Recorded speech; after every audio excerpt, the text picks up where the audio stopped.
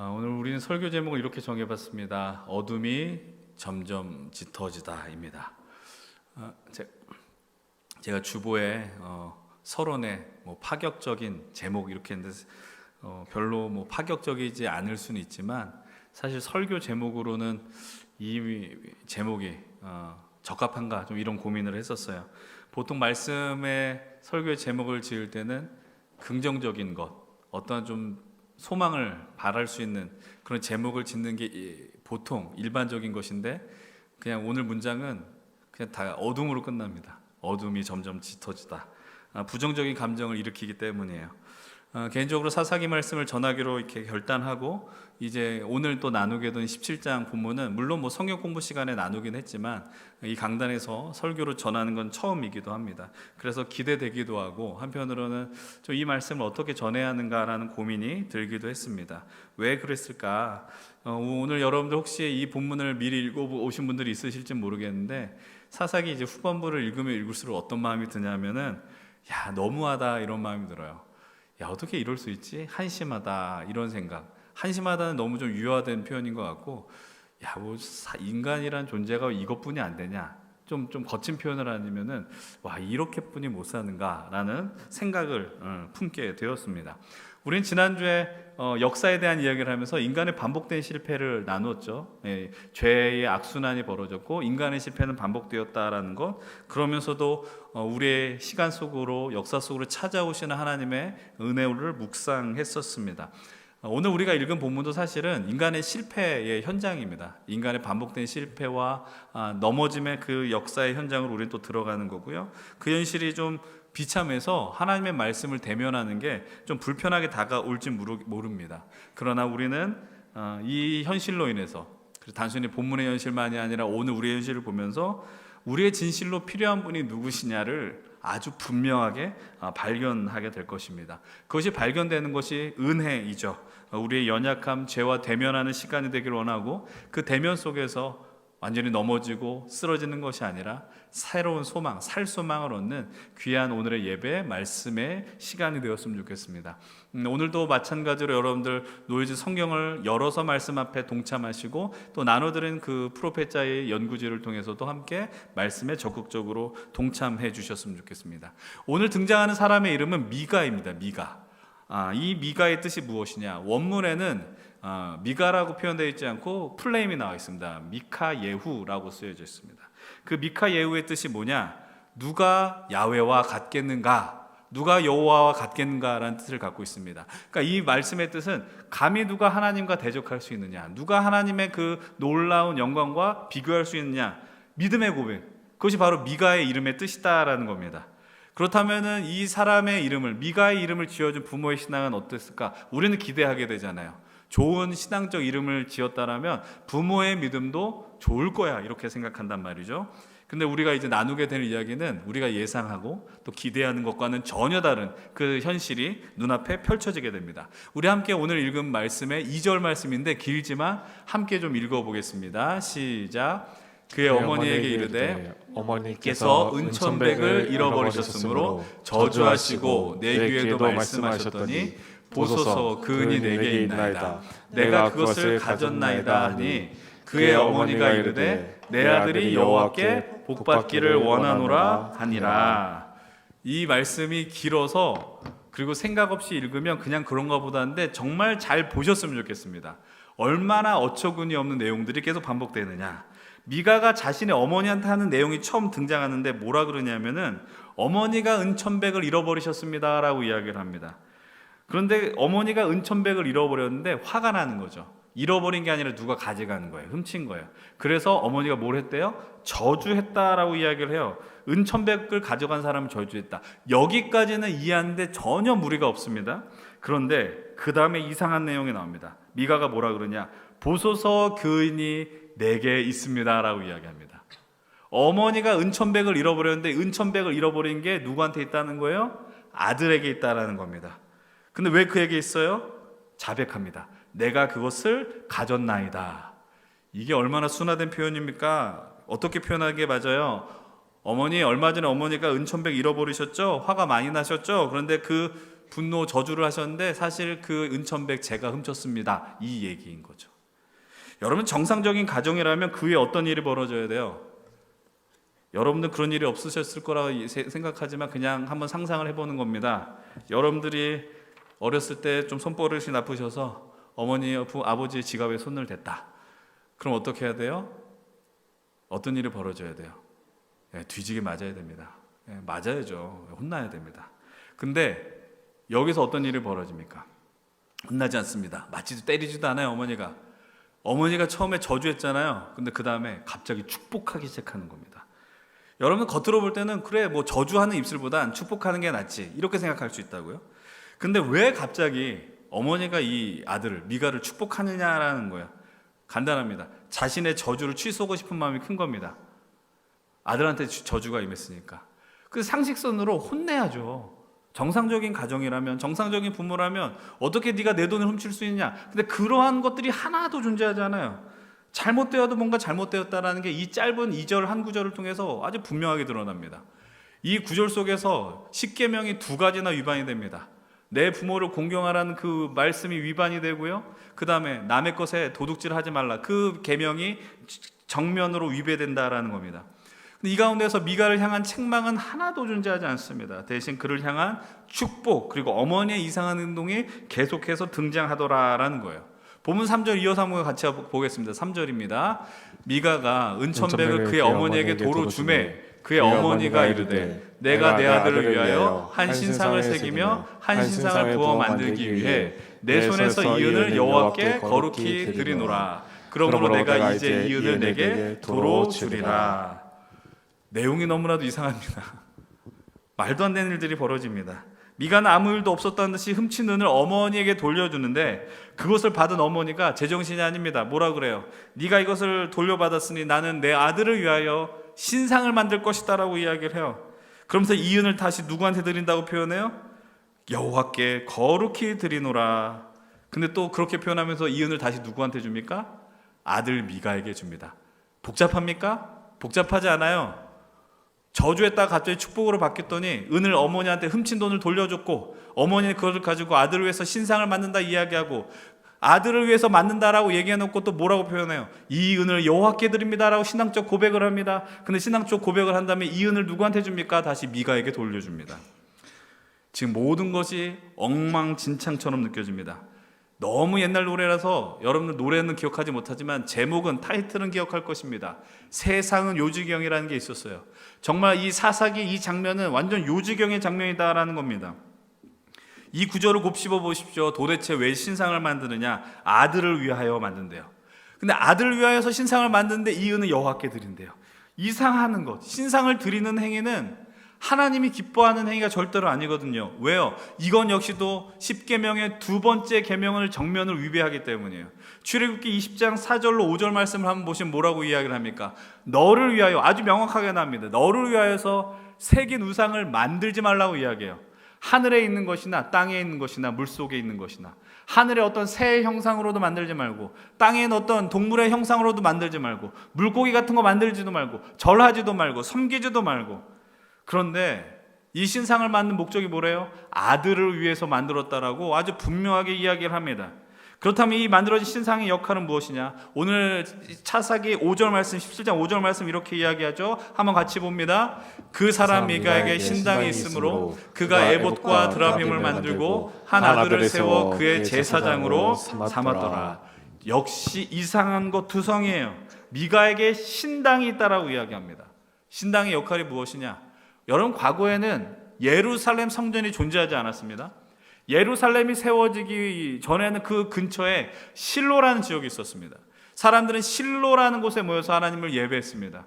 근데 그 예배를 모이는 곳이 있었다고요. 근데 그곳에 가지 않고 자기 집에 하나의 어떤 교회 같은 걸 만든 걸, 쉽게 이해하면 그냥 하나의 어떤 제단을 만들어 놓고 거기에 이것저것을 올려놓았다라는 겁니다. 근데 거기에 하나님을 섬겼느냐? 그렇지 않아요. 우상을 만들어 놓고 우상을 섬기는 자료의 신당을 만들어 버렸습니다. 그래서 나중에 성경을 보게 되면 선한 왕들, 이스라엘 많은 왕들이 산당을 부셨다라는 표현이 많이 나옵니다. 왜냐하면 그곳에서 우상을 숭배하는 일들이 많이 벌어졌기 때문입니다.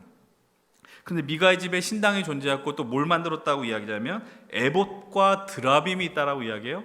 에봇은 그 당시에 제사장들이 입는 하나의 의복 중에 하나의 일종의 예복입니다. 그리고 드라빔은 뭐냐? 하나의 수호신입니다. 신상의 작은 조각상 같은 거. 쉽게 말하면 이것도 우상인 거예요. 그러니까 여러분 마음에 불안해가지고 제가 오늘 십자가 목걸이를 들고 왔는데 십자가의 목걸이 그냥 하나의 상징인 것이지 내가 이것을 목에 메었다고 해서 내 마음이 평안하거나 내가 어떤 길을 갈 때 아무도 날 해치지 않는다 그런 의미로 쓰이는 건 아니잖아요. 그러니까 마찬가지로 이 드라빔도 하나의 그냥 내 마음을 평안하게 하는 수호 신상처럼 여겼다라는 겁니다. 근데 이것이 미가의 신당에 존재했다 이 말의 의미는 미가의 집에서 하나님을 섬기는 것 외에 다른 신을 향한 정성이 있었다라는 것을 의미하는 거예요. 근데 더 이상한 게 뭐냐? 자기 집에 신당이 있고 은으로 만든 새로운 신상도 필요하니 한 가지가 더 필요했다는 걸 느꼈던 것 같아요. 제사장이 필요하다라는 거예요. 이 제사를 이끌 수 있는 제사장이 필요했다. 근데 이 제사장을 누구로 삼았느냐? 자기 아들을 삼는 겁니다. 우리 집에 산당도 있고 제단도 있고 신상도 만들었으니 이걸 인도할 제사장이 필요한데 저기 저 방에 누워있는 아들을 부르는 거야. 야, 너 할 일 없지? 너 우리 집 제사장이나 해라. 지금 이 장면이 이 사사기 17장 전반부에 갑자기 튀어나왔다는 겁니다. 여러분 율법에서 제사장은 누가 될 수 있느냐? 레위인만 가능했어요. 그러나 이 모든 것을 다 정면으로, 그러니까 모든 율법이 파괴되는 현장이 오늘 이 사사기 17장이라는 겁니다. 모든 것이 다 혼란스럽습니다. 그래서 이 현장을 사사기의 저자는 아주 분명한 한 가지로 이야기합니다. 6절의 말씀입니다. 그때에는 이스라엘에 왕이 없으므로 사람마다 각기 자기 소견에 옳은 대로 행하였다라는 겁니다. 지금 이스라엘은 왕이 없습니다. 그냥 어떤 왕정 통치를 하는 전제 군주적 왕을 의미하는 게 아닙니다. 하나님이 없다라는 것이요. 하나님의 말씀이 들리지 않습니다. 이런 말씀이 들리지 않으니 모든 것이 다 엉망이 됩니다. 질서가 사라집니다. 자기 소견에 옳은 대로 행하는 것이죠. 여러분 어떤 공동체이든지 질서가 필요하고요. 어떠한 법이 필요합니다. 근데 하나님을 믿는 백성들 안에는 하나님의 말씀이 그 법이 되어서 그 말씀을 따라 순종의 걸음을 감당해야 됩니다. 그런데 이 땅의 교회들의 문제가 발생되는 이유는 단 한 가지입니다. 말씀이 사라지는 겁니다. 말씀을 사용하지만 그것을 통해 인간의 언어와 인간의 생각과 인간의 마음이 다 침투해 들어갑니다. 그러니 질서가 다 사라질 수밖에 없는 것이죠. 근데 이 성경을 보면 볼수록 어떤 일이 벌어지냐? 한 가문의 무질서만 이야기하지 않습니다. 이 한 가문의 무질서가 바깥으로 조금씩 확대되어 가는 것을 봅니다.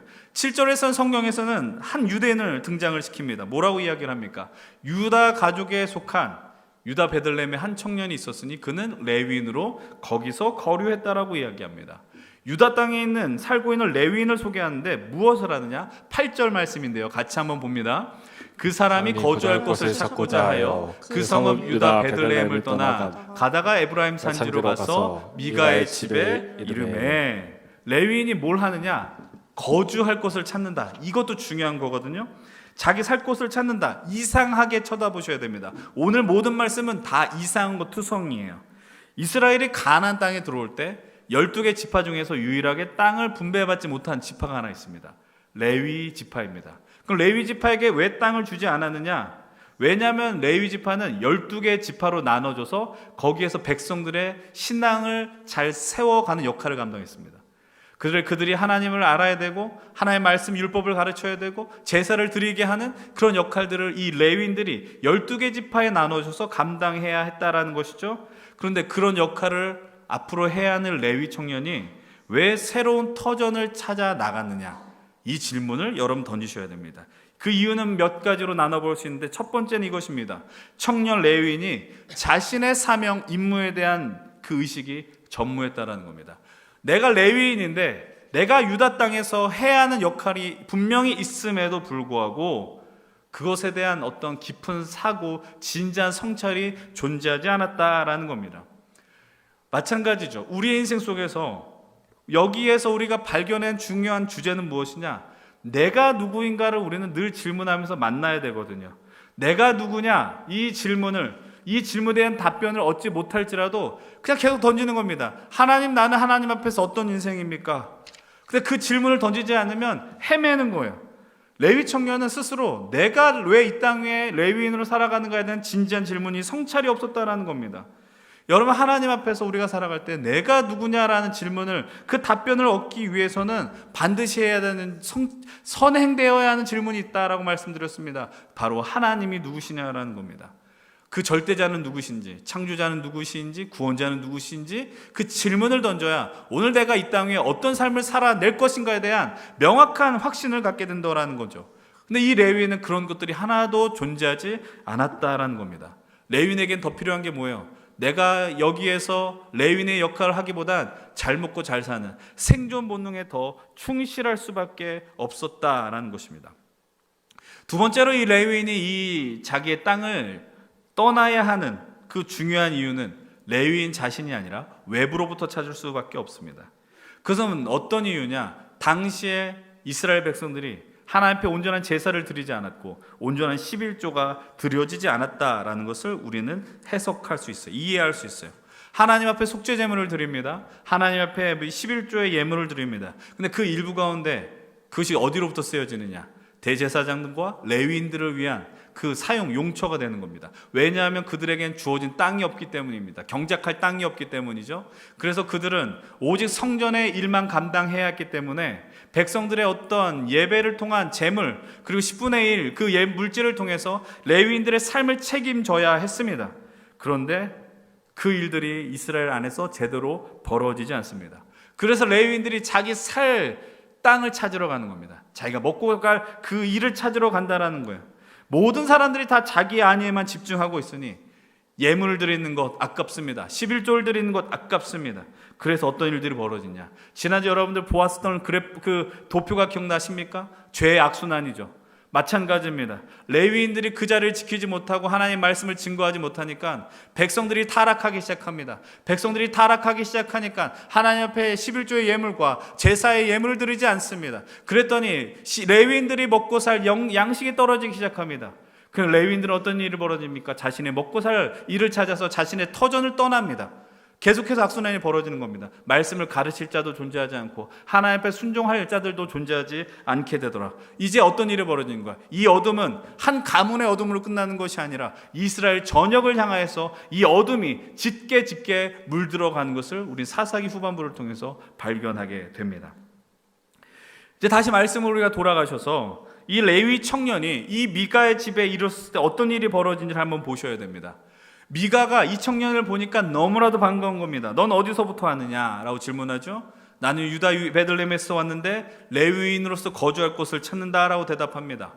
거주할 곳을 찾는다라는 건 단순히 잠을 자는 집을 원하는 것일까요? 그것이 아니라는 것을 우리는 말씀을 통해서 확인하죠. 10절 말씀 같이 한번 읽어보겠습니다. 미가가 그에게 이르되 네가 나와 함께 거주하며 나를 위하여 아버지와 제사장이 되라. 내가 해마다 은 열과 유벽 한 벌과 먹을 것을 주리라 하므로 그 레위인이 들어갔더라. 미가가 제안을 합니다. 레위인을 향해서 나와 함께 거주하고, 어디서 많이 본 표현을 또 합니다. 나를 위하여 무엇이 되달라? 아버지와 제사장이 되라 라고 이야기합니다. 사실 아버지는 누가 아버지 뻘인지 아십니까? 미가가 아버지 뻘이거든요. 그런데 이 레위인을 향해서 이야기하는 거예요. 나의 아버지와 제사장이 되라. 누구를 위해서? 나를 위해서. 그리고 한 가지 약속을 더 합니다. 내가 은을 줄 것이고 너의 옷도 책임져 줄 것이고 너의 먹을 것도 책임져 줄게. 지금의 상황이야말로 레위 청년이 정말 원했던 그 현실과 딱 맞닥뜨리는 그림이 나오는 거예요. 레위 청년은 단순히 집을 찾은 게 아니에요. 먹고 살 생존에 대한 문제를 해결하기 위한 그 모든 상황을 찾으러 나간 거예요. 먹을 거 필요하고 경제적인 능력도 필요했어요. 우연히 어떤 집에 들어갔더니 꽤 잘 사는 집이었는데 그 사람이 자기를 위해서 제사장이 되어달라고 요청해요. 영적 지도자가 되어주십시오. 나쁜 제안이 아닙니다. 왜냐하면 내가 원하는 그 먹을 것과 입을 것과 돈과 모든 것들이 그 집에 있기 때문이에요. 그래서 주저하지 않고 그 레위 청년은 미가의 집에 눌러 살게 됩니다. 근데 11절에 또 이상한 말이 나옵니다. 11절도 이렇게 이야기하죠. 같이 한번 읽어볼게요. 그 레위인이 그 사람과 함께 거주하기를 만족하게 생각했으니 이는 그 청년이 미가의 아들 중 하나같이 됨이라. 아까 전에 미가가 이 청년을 향해서 뭐라고 했는지 다시 한번 기억하셔야 됩니다. 뭐라고요? 나를 위하여 아버지와 제사장이 되어달라. 근데 이 미가 청년 스스로 뭐라고 이야기해요? 거주하기를 만족했다. 내가 성공한, 내 원하는 것을 이뤘다. 그러면서 뭐라고 스스로 여겼대요? 이 청년이 미가의 하나의 아들 중으로 자기를 생각했다라고 이야기를 해요. 정말 희한한 일들이 오늘 본문 속에서 계속해서 벌어집니다. 한 사람은 나의 아버지가 되어달라 이야기합니다. 근데 그 아버지로 들어간 사람은 스스로를 무엇이로 여겼대요? 아들처럼 여겼대요. 이 상황을 우리는 어떻게 해석해야 되느냐? 방금 읽었었던 사사기 17장 6절의 실사례 예가 오늘 본문에 퍼져나오는 것이죠. 왕이 없으므로 사람들은 자기 소견에 옳은 대로 행했다라는 거예요. 미가도 자기 소견에 옳은 대로 행했습니다. 레위 청년도 자기 소견에 옳은 대로 행했습니다. 이 안에 모두 하나님을 생각하는 자는 단 한 명도 존재하지 않습니다. 계속 어처구니 없는 상황이 발생이 됩니다. 12절 말씀 뭐라고 이야기를 해요? 12절은 이렇게 이야기합니다. 미가가 그 레위인을 거룩하게 구별하며 그 청년이 미가의 제사장이 되어서 그 집에 있었다라고 이야기합니다. 이 말씀을 한번 주목해서 보십시오. 미가가 레위인을 거룩하게 할 그 능력, 자격이 있습니까? 이 청년이 그 집의 제사장이 된다, 우리 집의 제사장이 되어주십시오라고 하면 제사장이 되는 것입니까? 그럴 권한을 미가에게 준 사람은 아무도 없고, 이 레위 청년이 제사장이 되어야 한다는 그 어떤 당위성도 성경엔 존재하지 않습니다. 성직자가, 어떠한 목회자가 누구 특정한 사람을 위해 있는다고 한번 생각해 보십시오. 여러분 용납하겠습니까? 제가 연신교회 청년부 목사로 있습니다. 근데 누군가가 제게 밥을 잘 사줍니다. 누군가가 제게 월마다 옷을 사줍니다. 그럼 제가 그 사람을 향해서 맨날 기도해준다, 신방 가고 내가 당신을 위해서 기도하겠습니다. 그럼 제가 연신교회 청년부 사역자로서의 자격이 있습니까? 여러분, 그런 사람을 향해서 목사라고 부를 수 없다라는 사실이죠. 어떻게 그럴 수 있습니까? 목회자는 한 사람의 목회자가 될 수 없습니다. 하나님 나라를 위한 이런 공동체의 사역자를 쓰임받는 것이지, 누구 힘이 있고 능력 있고 그런 사람에게 눈치를 보면서 그 사람에게만 내가 열심을 내 기도한다, 목사로서의 자격이 없다라는 것이죠. 그런데 이 타락의 정점이 오늘 13절을 통해서 등장하게 됩니다. 13절 말씀 같이 한번 봅니다. 이에 미가가 이르되 레위인이 내 제사장이 되었으니 이제 여호와께서 내게 복 주실 줄을 아노라 하니라. 이 청년이 이제 제사장이 되었으니 이제 하나님 내게 복을 주실 것이다. 그냥 이거는 하고 싶은 말을 하는 게 아니라 실제로 이 미가는 이렇게 믿고 고백하는 거예요. 정말로 이 청년이 우리 집의 제사장이 되었으니까 하나님이 우리에게 복 주실 거라는 확신의 믿음을 갖고 말하고 있는 겁니다. 처음에 제사장을 누구로 삼았다고요? 아들을 삼았어요. 근데 아들은 레위인이 아니었거든요. 그러니까 아마 미가가 마음이 찜찜함이 있었던 것 같아요. 근데 우연히 어느 날 내 집 앞에 레위 청년이 지나갑니다. 그 사람을 막 부르는 것이죠. 우리 집의 제사장이 되어주십시오. 이제 내가 율법의 한 그 조건을 만족했다. 하나님이 내게 복을 주시지 않았었던 것은 내 아들을 제사장 삼아서 그랬던 것인가? 이제 레위 청년이 우리 집의 제사장이 됐으니 나는 하나님 앞에 복을 받는 완전한 자격을 갖추게 되었다. 스스로 선언하고 있다라는 겁니다. 여러분, 오늘 이 시간 우리는 늘 사사기 말씀 보면서 이 질문을 던져야 됩니다. 이 미가의 집안을 보시고 이 레위 청년의 이야기를 들으시면서 여러분 어떠한 마음이 드십니까? 우선 처음에 드는 감정은 저와 동일한 마음이었으면 좋겠어요. 어떻게 이렇게 멋대로 믿음 생활을 하느냐라는 거예요. 어떻게 자기 멋대로 이렇게 하나님을 바라볼 수 있느냐라는 거예요.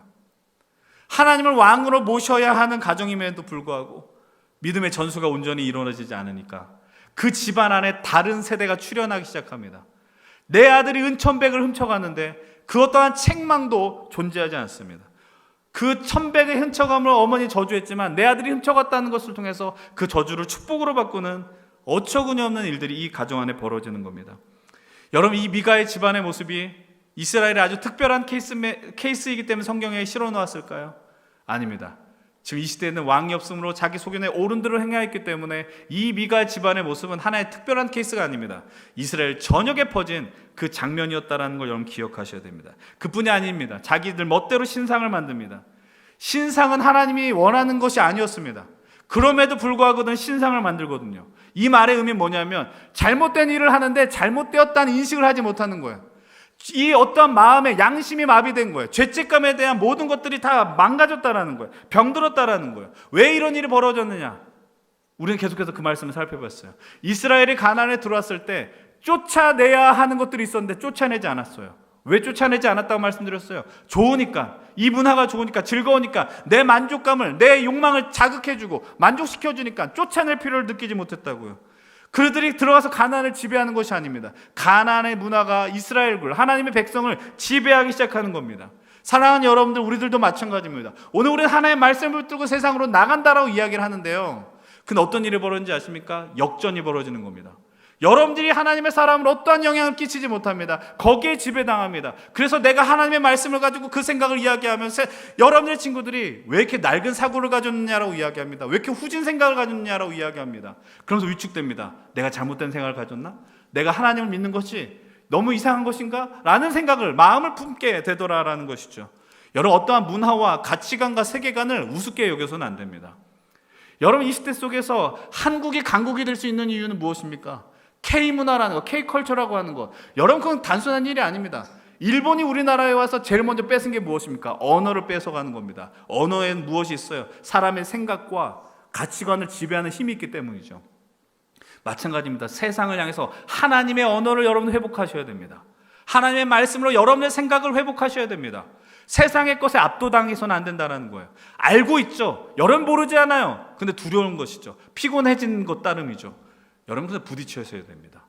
이 시간 속에서 여러분 날마다 회복하고 확인하셔야 되는 건, 내 안에, 내 내면에 하나님의 말씀과 언어가 살아있는지를 늘 점검하셔야 됩니다. 그래서 내가 이 세상을 어떻게 볼 것인가, 내가 하나님으로부터 이 세상을 바라보는지, 세상으로부터 내 이 믿음의 공동체를 판단하는지를 여러분들 기억하셔야 됩니다. 이것이 사라지면 내가 죄악을 저질러도 죄악인지를 모른다라는 거예요. 이 미가의 집관과 같이 제사장을 마음대로 세우고 신상을 멋대로 만드는 일을 벌이게 된다라는 것이죠. 그럼 이 모든 악한 행위를 벌이는 가장 근본적인 그 이유는 무엇이냐? 자기의 복입니다. 복. 여러분들 모든 종교는 다 복과 관련되어 있습니다. 여러분 왜 하나님 앞에 기도하십니까? 여러분 왜 예배하십니까? 복을 받기 위함입니다. 여러분 하나님 앞에 복을 구하십시오. 복을 구하는 일은 절대로 나쁜 일은 아닙니다. 그런데 뭐가 나쁘냐? 기복이 나쁜 거죠. 오직 기복, 나의 복, 나의 안위, 나의 만족, 나의 유익만을 구하는 것, 그거 외에는 하나님과의 관계에 어떠한 것도 존재하지 않는 것, 그것은 타락의 모든 출발점이 된다는 겁니다. 오늘 말씀 속에 모든 기준이 파괴되었어요. 제사장을 세우려고 하는 이유, 쉽게 말하면 미가는 성직을 매매했습니다.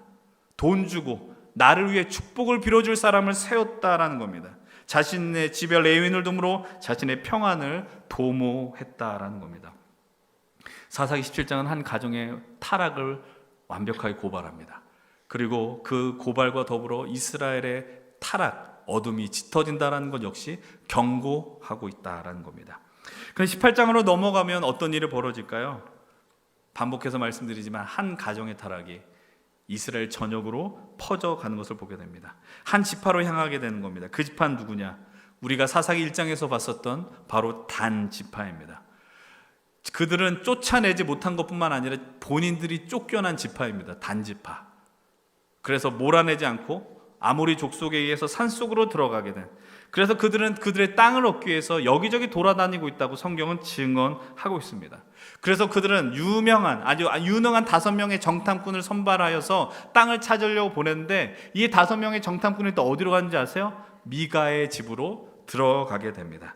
18장 3절 본문인데요, 함께 읽어보겠습니다. 그들이 미가의 집에 있을 때 레위 청년의 음성을 알아듣고 그리로 돌아가서 그에게 이르되, 누가 너를 이리로 인도하였으며 네가 여기서 무엇을 하며 여기서 무엇을 얻었느냐 하니.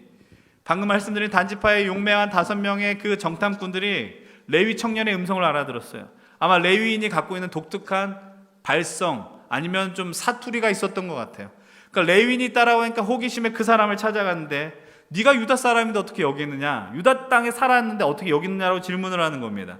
그때 레위 청년이 말해요. 아주 솔직하게 말해요.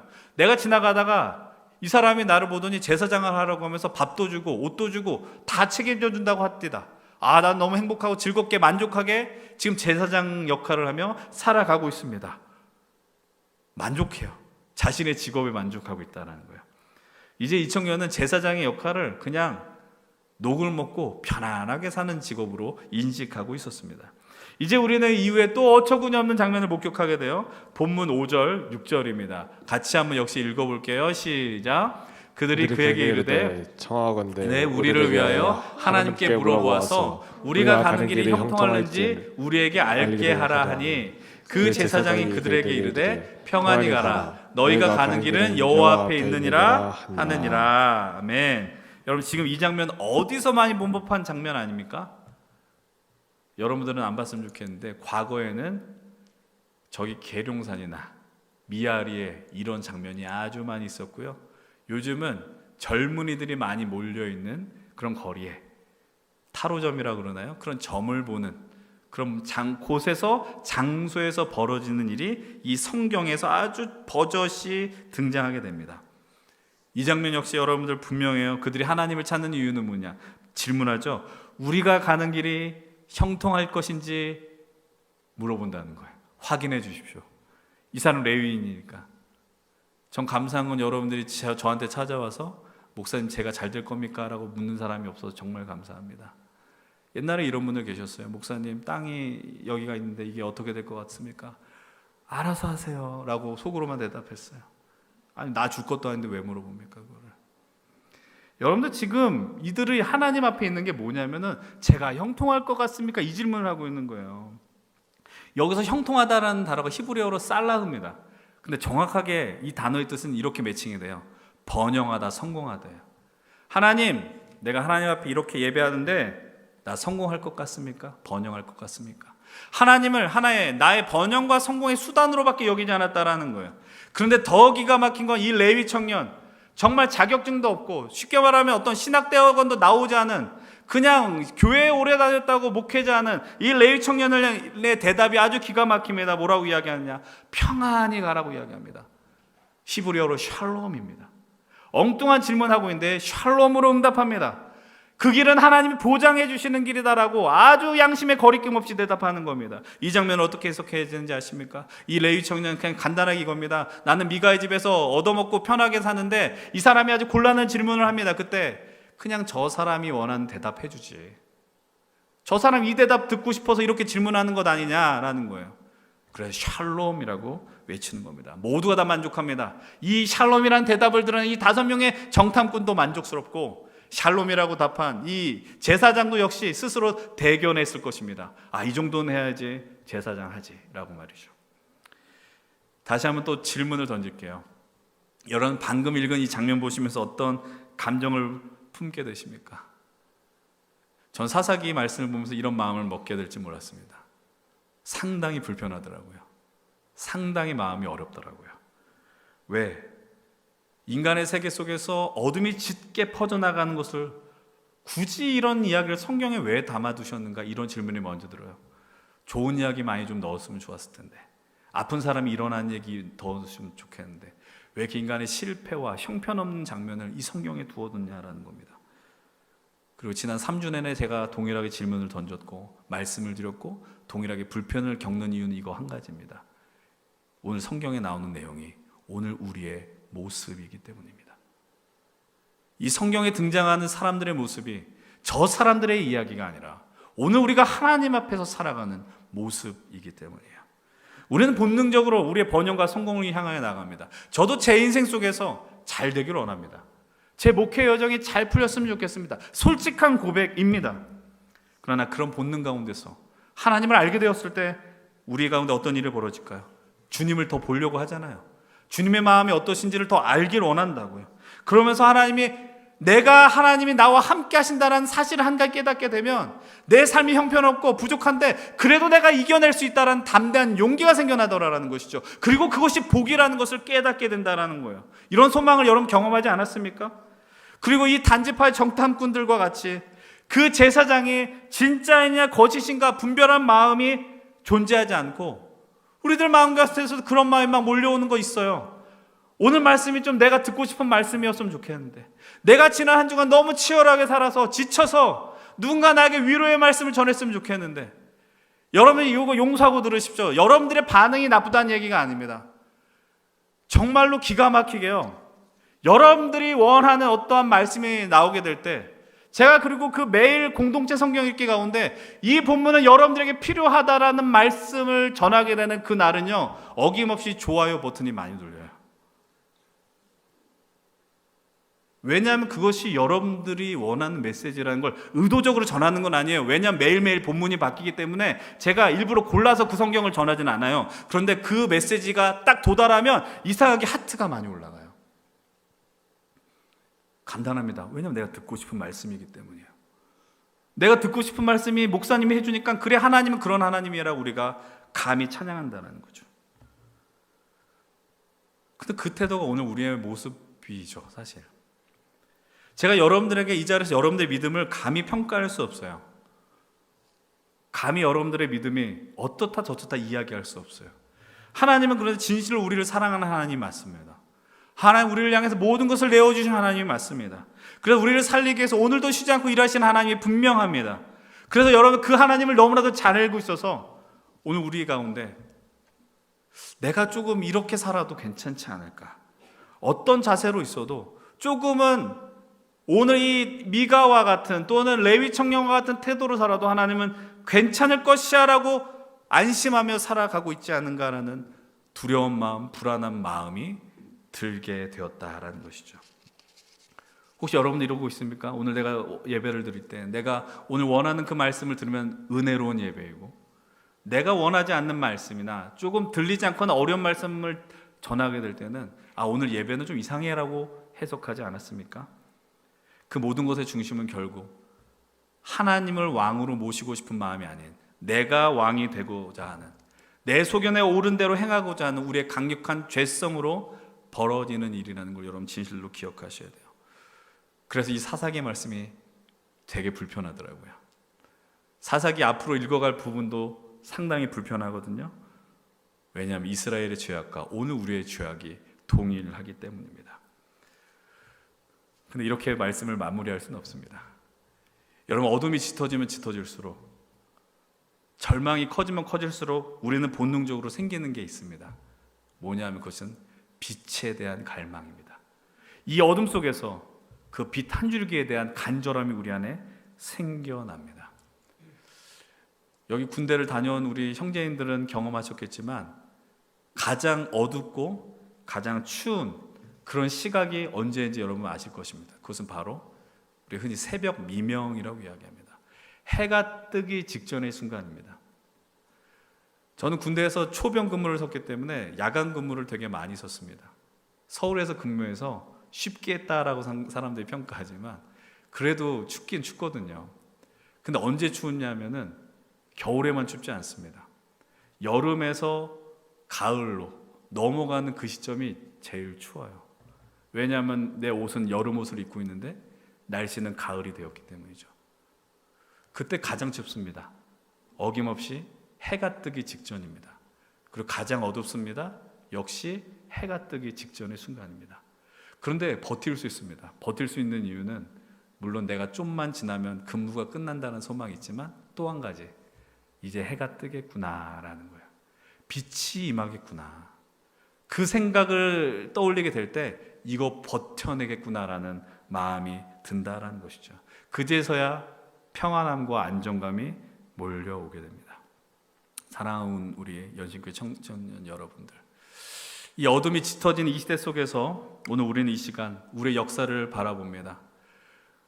다음 주부터 교회력의 시작 절기, 첫 번째 절기인 대림절이 이제 다음 주일부터 시작이 됩니다.